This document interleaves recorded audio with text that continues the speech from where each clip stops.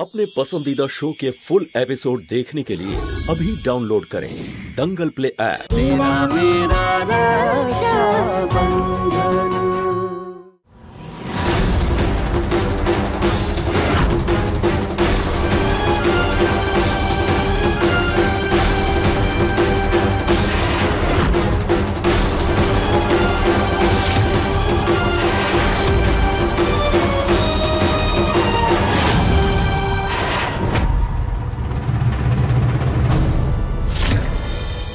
অন্ধবিশ্বাস এটাই যে যিনি এই রাস্তার কাজ শুরু করেছেন তাঁরই মৃত্যু হয়েছে, তার মানে যা হবে সেটা আমার হবে। আর আমি নিজের এবং আপনাদের সকলের দায়িত্ব নিচ্ছি। কাকা, একটা ভালো কাজ শুরু হতে চলেছে, সেটা হতে দিন। শিবা দাদা নিজের দায়িত্ব নিতে যখন রাজি আছেন তাহলে কিসের ভয়? চলো ভাই, সব কাজ শুরু করা যাক। করো, যা ইচ্ছা তোমাদের করো, পরে যেন আবার বলতে এসো না যে আমি সাবধান করিনি।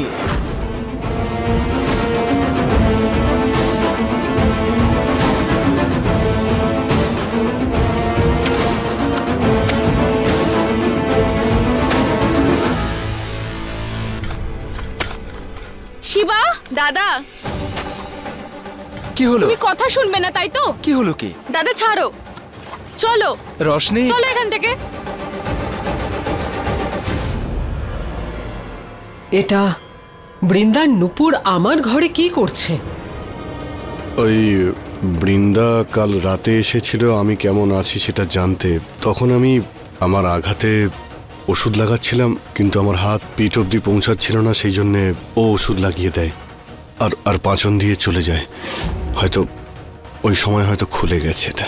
বলতে গেলে ও আমার বোন ঠিকই, কিন্তু ওর স্বভাব চরিত্র আমি একদম পছন্দ করি না। আর ওরা আমার ঘরে আসাটা একদম পছন্দ হয় না। আর তারপরেও তুমি ওকে আমার ঘরে ডেকেছো। অদ্ভুত কথা বলছো তো তুমি। কাল রাতে কি তুমি ছিলে এই বাড়িতে? তুমি তো না বলেই চলে গেছিলে। আমি এই অবস্থায় বাড়িতে ঢুকি, ও আমাকে চিকিৎসা করে, আমাকে ওষুধপত্র লাগিয়ে দেয়, তখন কি আমি ওকে এই ঘর থেকে বাইরে বের করে দিতাম? আরে শোনো না, ঠিকই তো বলছে। কখনো কখনো আমার যে কি হয়ে যায়। দিদি,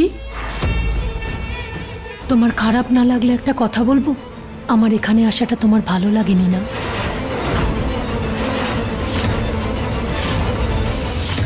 রোশনি, কি হলোটা কি?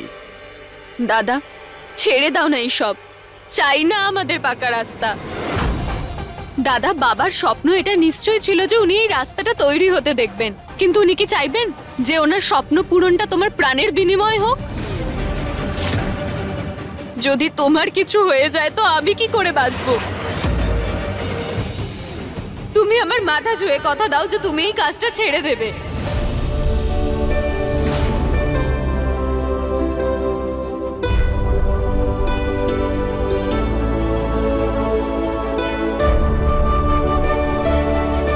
শোন রোশনি, এটা দেখছিস, এই যে এই রাখি বন্ধন যা আমাকে রক্ষার জন্য আমার বোন আমার হাতে বেঁধেছে, আর আমি এই কথা সম্পূর্ণ বিশ্বাস করি যে যতদিন আমার হাতে আমার বোনের এই বন্ধন থাকবে কেউ আমার কোনো ক্ষতি করতে পারবে না। दीपक ज्योति जैसा बंधन तेरा मेरा रक्षा बंधन। তার মানে তুমি কথাই শুনবে না কারোর? তুমি ভুলে গেছো কালকে কি অবস্থা ছিল তোমার? শিবা, তুমি কি বলেছিলে যে প্রত্যেকটা সিদ্ধান্ততে আমাদের দুজনের মত থাকা দরকার? তাহলে যাও, আমি দেব না তোমাকে পারমিশন এই কাজ করার। এবার বলো। আর যদি তারপরেও তুমি জেদ করো, তাহলে একটা কাজ করো, প্রথমে আমাকে ডিভোর্স দাও। হ্যাঁ, কারণ আমি তোমার বিধবা হয়তো সারা জীবন থাকতে পারবো না। দাও, ডিভোর্স দাও, দাও না। আরে তোমরা দুজনে লেখাপড়া জানা মেয়ে, তোমরা দুজনে কলেজে গিয়ে এই অন্ধবিশ্বাসের ক্লাস করতে নাকি? এবার থাকলো কালকের কথা। কালকে রাস্তার কাজ শুরু হয়েছে, আর কালকে তীব্র রোদের জন্য আমার শরীরটা একটু খারাপ হয়েছিল, আর তোমরা দুজন এই কথাটা ওই অন্ধবিশ্বাসের সাথে জুড়ে দিলে। কিন্তু কখনো এটা ভেবেছো যে এই ঘটনা আর এই ধরনের কথাগুলো এখন কেন হচ্ছে? এসো আমার সাথে। আবার আরে এসো না রে বাবা। চাঁদনি বৌদিমণি, আমি অনেক চেষ্টা করলাম কাজ আটকানোর, কিন্তু ওই শিবা শ্রমিক আর গ্রামবাসীকে হাত করে ফেলেছে, আর আবার কাজ শুরু হয়ে গেছে।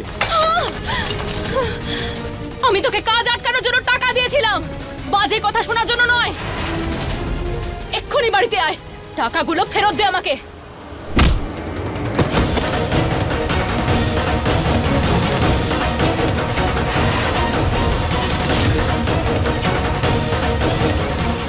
সকাল থেকেই আমি ভাবছিলাম আমার শরীরটা বোধহয় সত্যিই খারাপ, কিন্তু যখন তুই গ্রামের সবাইকে ভয় পাওয়ানোর চেষ্টা করছিলি না, তখন আমি বুঝতে পেরেছিলাম এই সমস্ত কিছু তুই অন্য কারোর কথাই করছিস। নাম বল তার, বল কার কথায় তুই রাস্তার কাজ বন্ধ করার চেষ্টা করছিস? বলবি নাকি তোকে এখানেই পুঁতে দেব? আমাকে ছেড়ে দিন শিবা দাদা, ভুল হয়ে গেছে, ক্ষমা করে দিন। ক্ষমা করে দেবো? হ্যাঁ, আমার কথা ভালো করে শোন। আমি খুব ভালো করেই জানি তুই কার কথায় এসব করছিস। তারপরেও আমি আমার কথার প্রমাণ চাই। নিজের মুখে বল, নাম বল, বল।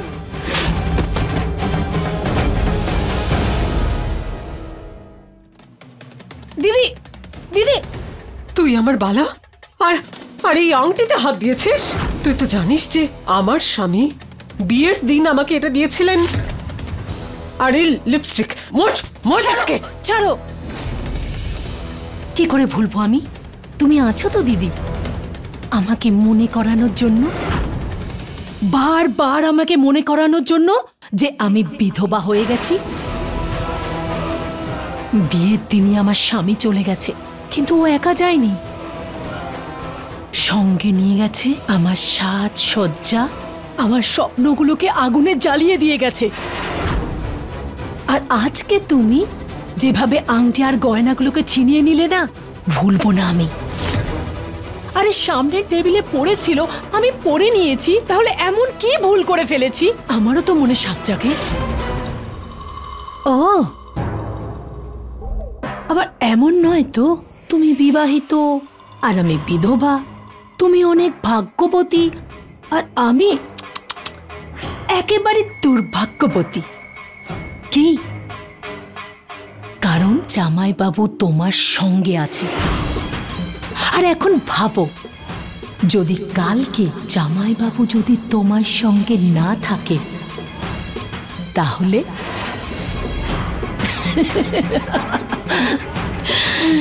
আমাকে তো তাও একজন বিধবা বলা হয় দিদি, কিন্তু তোমাকে তো একজন ত্যাগ করা মহিলা বলা হবে।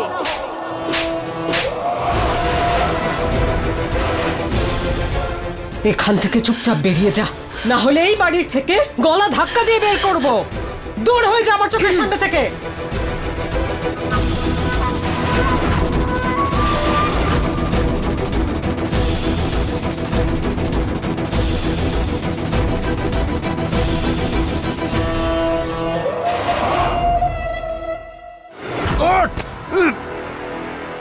এসব আমি চাঁদনি বৌদিমণি আর মুং দাদাবাবুর কথাই করেছি।